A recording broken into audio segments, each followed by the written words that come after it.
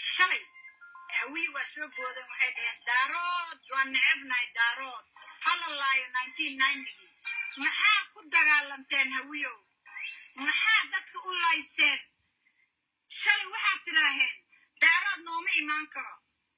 kaba ka waaweynuu wataa abgaala ka yeeraysay cabdullaahi yuusuf oo soo degay waa la wadaa waa loo taliyey waa laga tegay maantay waa loo fiiqay dhulka loo nadiifiyey حسن شيخة أيما مقدو إن دلعانا إندها الله تري إندها إلين الله تري 1972 أيها آباء وصوصفتو عرب تري حتى حسن عرب تري إسلام لك أيها إس عرب تري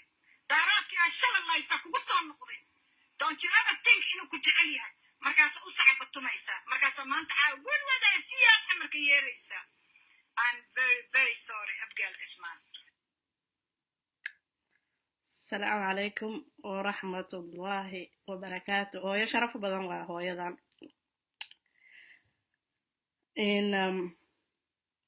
لكن سؤال بدن أجعلان لهنا ويجي ما تحدي إلى جوج لهاد أما أيجا هري مع لهاد وحنا جعل إنا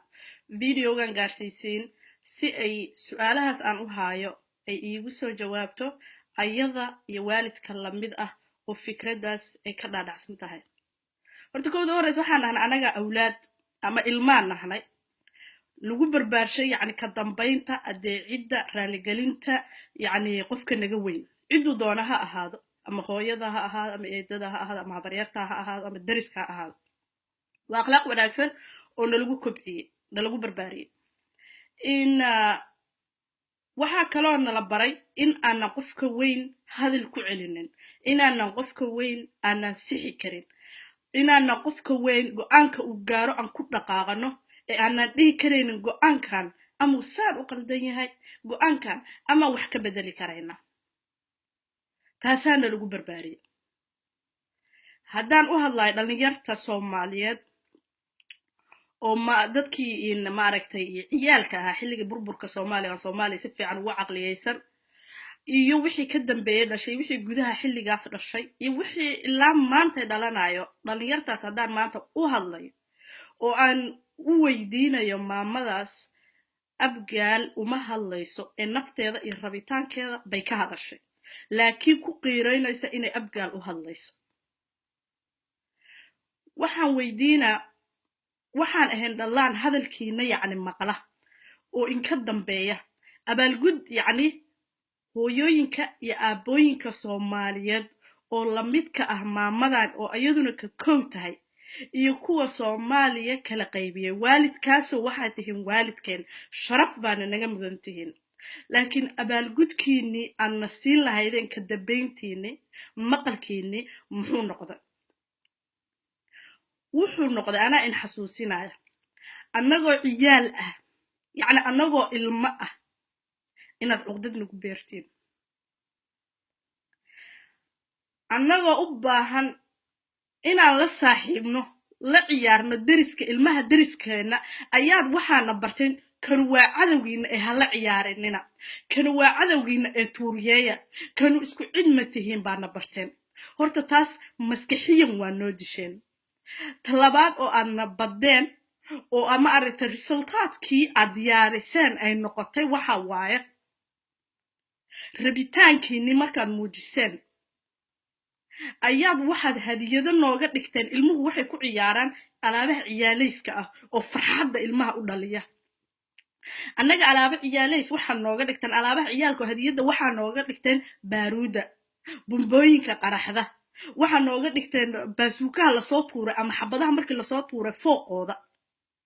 nashiidooyinka ilmuhu ay dhageystaan ama heesaha ciyaalka loo daaro ay ku farxaan waxaad nooga dhigtaan dhawaaqa xabadda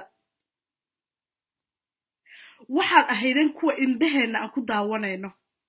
oo aan wax walba uga dayanayno yacni role model waalid baad noo ahaydeen role model ahaydeen haddaad na dhasheen haddaad deris nila ahaydeen haddaad qabiil nila wadaagteen wax walba aad nila wadaagteen haddaad Soomaali guud aad tihiin waxaad noo ahaydeen dadka keli oo ku tababaranayno waxa ahaydeen dadka dhaqan baraayay dadka tarbiyeynayay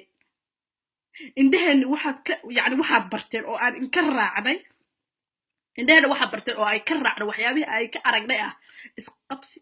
isdagaal kala sooc xabad dhacaysa dhiig daawac jir dhul yaalla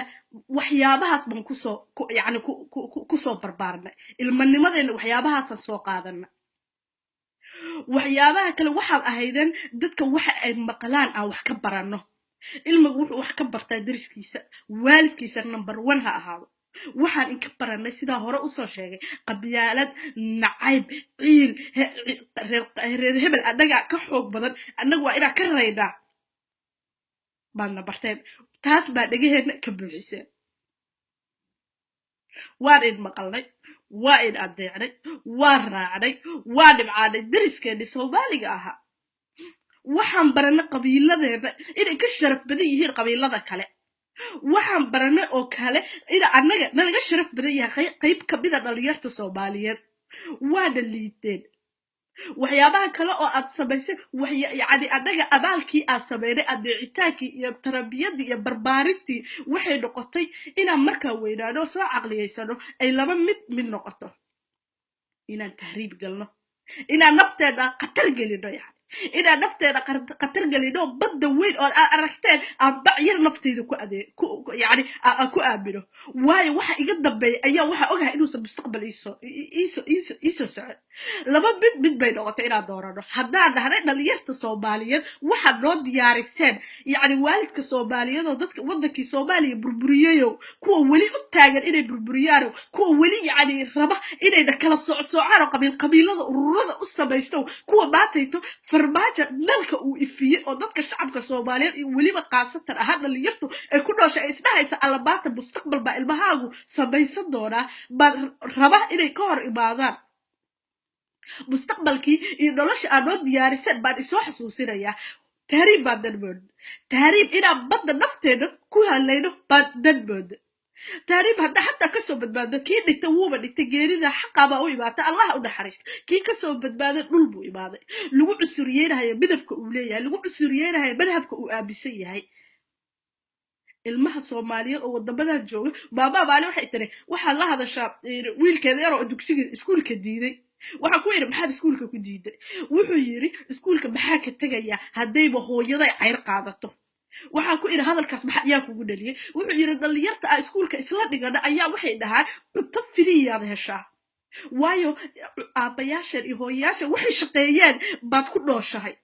hooyadaa iyo aabbaha cayr bay qaataan naagta u balaysa inay ilmaheeda la soo badbaado dhibaatada soomaaliya ku dhacaysa aysa ayada saameyneyn ama aabbaha sidaas dareemayo ogow ilmaha iskuullada inay dhigto cuqdada ay ku nool yihiin ilaa man raxim rabbi qof ka badbaado adkaysi yeesha ma aane ma jiro ilmay soomaali ah oo iskuul dhigto oo cuqdad la kulminin anoo hadalka aan inku dheeraynaynin waxaan kaloo insoo xasuusinayaa inaan danmoodna isqarxiska waayo waa halka meel uu u arkay qofka dhalinyarta ah oo doortay inuu naftiisa qarxiyo yacni inuu uga bixi karaayo noloshan mugdiga ah waayo cadaawad baa nugu koriseen nacay baa nugu koriseen nacay nolosha dhan baa nacnay jacayl miinaana tusinin nabad miinaana tusinin bal iiga jawaab su-aashida maxaad ka faa'iiday maxaa noloshaas ka faa'iida aad nagu koriseen haddaan dhalinyar soomaali nahnay oo maanta weli al'aanka aadna isticmaalaysiin gobollo aan u taagan nahnay waayo ninka qoriga wada ma ahan waayeel ma ahan aabbalada konton jir ah waa wiil dhalinyaro ah waa dadkii dhashay xilligii dagaalada ama ka dambe weli al'aanka waa u taagan nahnay waayo cadowga iyo nacaybka aad nagu koriseen baa u taagan nahnay maxaad ka faa'iida mar ma waxaad ka faa'iida hebel waa geesi wuxuu jecel yahay qabiilkiisa waa nin saan ah waa nin taas baad ka faa'iida ma lagu caleema saar oo qabiilkaagaa ku doortay maxaad ka faa'iida anigu waaba fahmi la ahay maskaxdaydana way ka dhaadhici leedahay dhalinyar badan oo soomaaliyana weli way ka dhaadhici leedahay ma aragta waxyaabaha aad ka faa'iideen dhibaatada aadna kala dhex dhigteen hal su'aal baa in weydiinaa hal mid baana inii caddaynaya dhulka annagaa iskale jaaliskiinii waad hesheen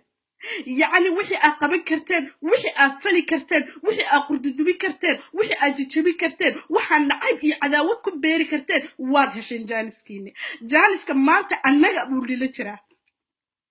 waxaana ballan ku qaadaynaa haddaan dhalinyarta soomaali nahnay waxaad noo diyaaraysaan mustaqbalkaa noo diyaaraysaan inaana awlaadeenna u diyaarin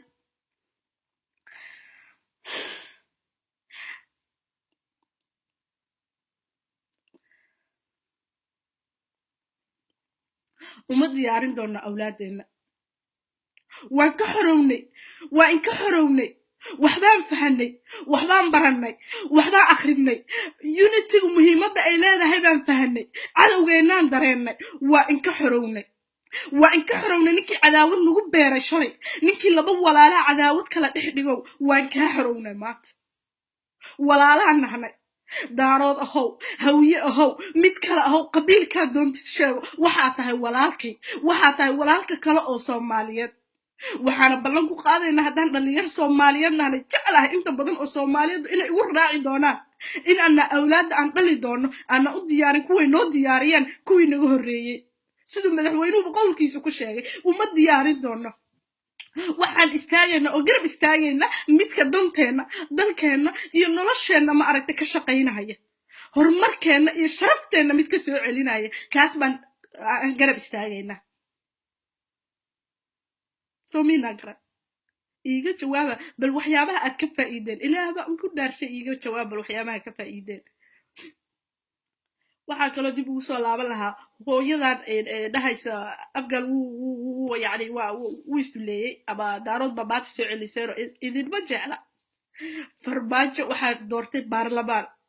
baarlamaanka doortay dad yar baa qabiilkiisa uga jiraan jeclahay مهم يعني لكن دنيا الموجة بارلمان بدورتي بارلمان كاس أو شعب كصوماليات بتلي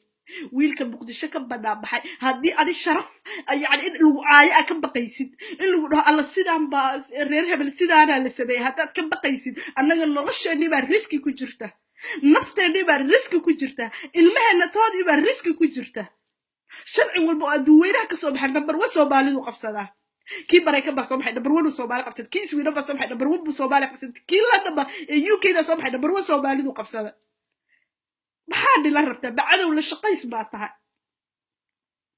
waxaan leeyahay madaxweynaha Soomaaliyeed ku soo dhawow xilkaaga waxa naga dantay rajadii aan lahayn waxa naga madoobaatay mustaqbalkii aan lahayn waxaan na tustay iftiin waxaan na tustay inaan isjeclaan karno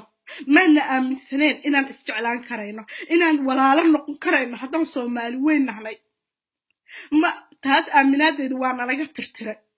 waxaana loo muujiyay inuu karu yahay cadawgeena number 1 iftiinkaas doo soo celisay qofka raba inuu iftiinkaas naga dabiyana allaha dabiyo qabyaalad baatay badda weyn xeebta weyn baa qaaday dhigi qabyaalad qalbigiisa ku jirto fadlan xeebta raac hana nugu soo laabanin waa ku daalnay waa tabar dhignay dad daciifaan nahnay waxa qaxooti dhooban waa annaga hooyada dhibaataysan waa annaga gabadha la kufsanaayo waa annaga wiilka badda ku dhimanayo waa annaga war intaasoo dhan haddaysa jirkaaga naxayna qalbigaagaa dhintay ilaahaaga u soo laabo